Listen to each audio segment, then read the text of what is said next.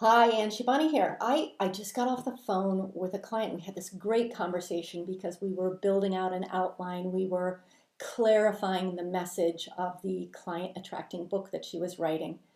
And she had this great statement. She said, I want to create a Trojan horse. I want to sell people an idea or the big result they're after, but I actually want to give them what they need. I want to slip in what they need to know in order to be able to get this big result that they're after. And I thought that was a really interesting, sort of evolved thought process, a really good thought process to have if you are creating a client attracting book.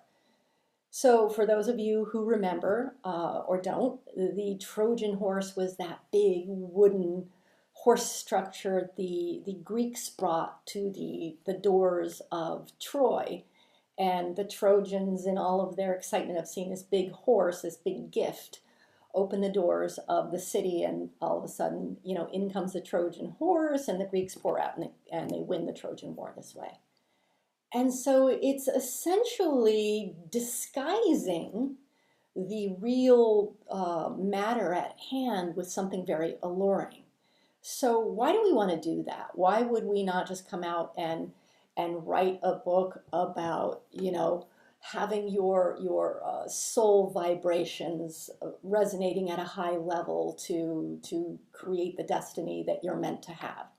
Well, first of all, nobody really understands that. Second of all, it was Abin Pagan, the big marketing online guru, who said people generally buy or they'll spend money on information products or they'll spend money on courses because they're after one of three big results. They're looking to get laid, they're looking to get paid, or they're looking to look fab. So if your information product, your book, satisfies one of those big desires, getting laid, getting more money, getting paid, looking fab, then people will spend time and money and their attention. So it got me thinking about the one book I think that does this brilliantly, and it's Marie Forleo's book. It's Make Every Man Want You, How to Be So Irresistible You'll Barely Keep from Dating Yourself. So for those of you who know Marie Forleo, she currently teaches young female entrepreneurs how to market for themselves, how to create great copy, how to build out a business. And of course, she started out as a life coach, as a relationship expert, and morphed as time went on. But when she wrote the book, she realized that if she wanted to write a personal development book for her audience, a young 25-year-old, most of her audience wouldn't resonate with that. They wouldn't get it. Maybe they wouldn't see her as somebody appropriate for giving them that kind of advice. So she turned around and gave them what they wanted. What does a 25-year-old woman want? Well, an awful lot of them want to date and they want to attract a really amazing partner and they want to get, married or laid, as Abin Pagan might house that big result.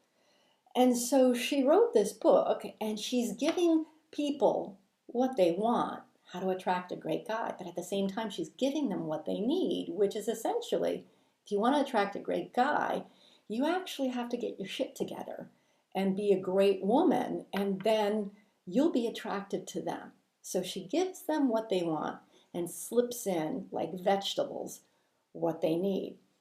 An interesting side note, she wrote that book probably back in 2006. She self-published it, she sold it, she promoted it, she marketed it, she sold tons of them.